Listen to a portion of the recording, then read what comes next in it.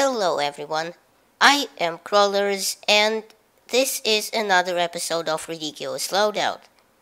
As you may already know, this is a series I started way back when in the Battlefield 3 days, basically whoring myself out for cheap views, running a suggested loadout from one of you in the comments section. So this time a repeat offender, as it were, Johanny Eriksson suggested the CSGO sniper for Battlefield Hardline, obviously.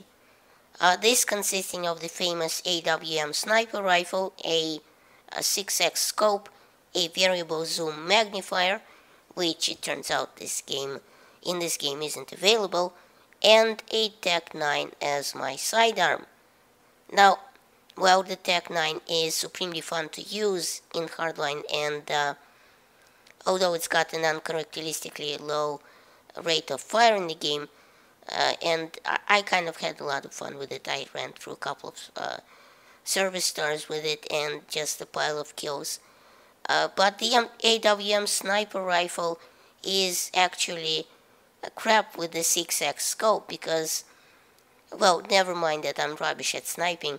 The 6x scope in Hardline just sucks, I think, and, you know, it's just a dot and not even a crosshair, so it's kind of hard for me to use, especially at a distance, and, you know, the magnification of the 6x scope is just not very, it's not nearly enough for such a hard-hitting rifle, and, I mean, there's the 14x scope available to it, and that's sort of alright, but because there's, you know, much fewer accessories in Hardline than in Battlefield 4, the lack of a magnifier is a little bit disappointing.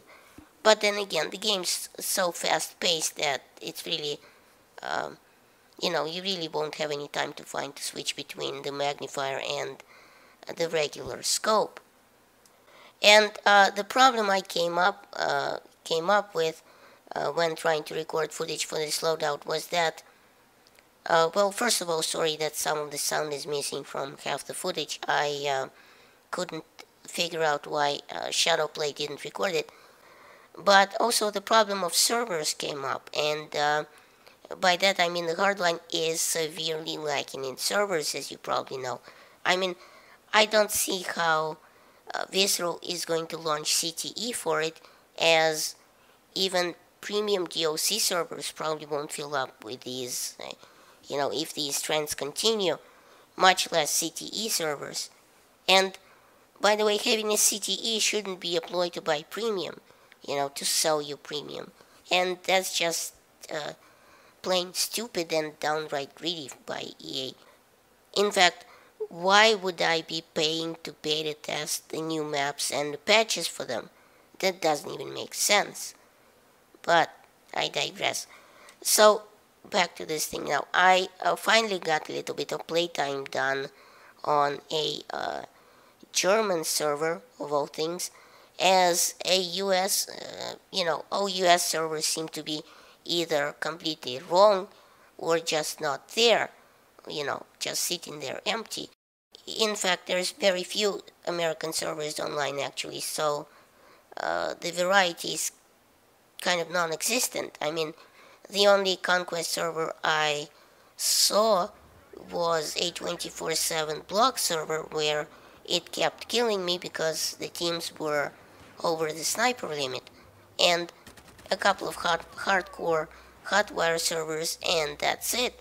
And, you know, sniping in hotwire mode is probably a pointless affair, so I didn't really go for it. Others were empty, and this unfortunately speaks volumes about Hardline. They're way below whatever the game, not being Battlefield 4, was shooting for, pun intended. Just today I was reading a short article on Hardline, and some very genetic cookie cutter replies on the lacking community from the multiplayer producer Zach Mumbach, and sorry if I butchered your name. Well, he said that they won't abandon the PC crowd just because the player count is lowest on that platform. And I mean, hell, why and how would they abandon us? We already paid them, so what the hell? He also said, quote, no one ever said that we were supposed to be a ridiculous juggernaut like Battlefield 4. And that's the problem with Hardline, I think. It could have passed as an expansion pack to Battlefield 4. Maybe a $25 one, you know, a lot more than usual expansion pack, but not as a standalone game. It just isn't different enough. It doesn't have enough oomph behind it, and you know, so that people would get their panties up in a bunch about it. And you know, the hype was just too much. And same with Titanfall. You know, outside some dedicated players who love the game, the hype ended pretty quickly, and it's pretty much dead. Outside attrition, which only seems to have enough players in it, and forget if you want to play DLC maps. I don't think anyone would be playing Hardline's DLC maps either, or CTE for that matter, but I blabbed on long enough. Let's try to get back on topic here.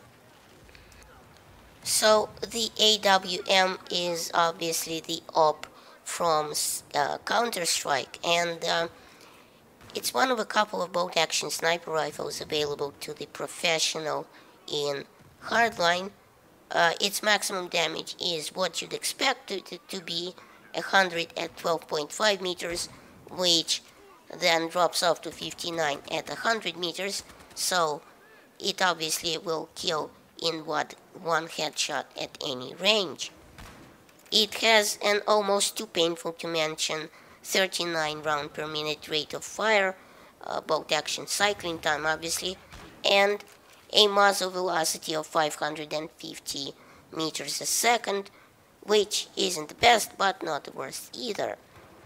In Battlefield 4, the 096A1 had better stats in just about all sides.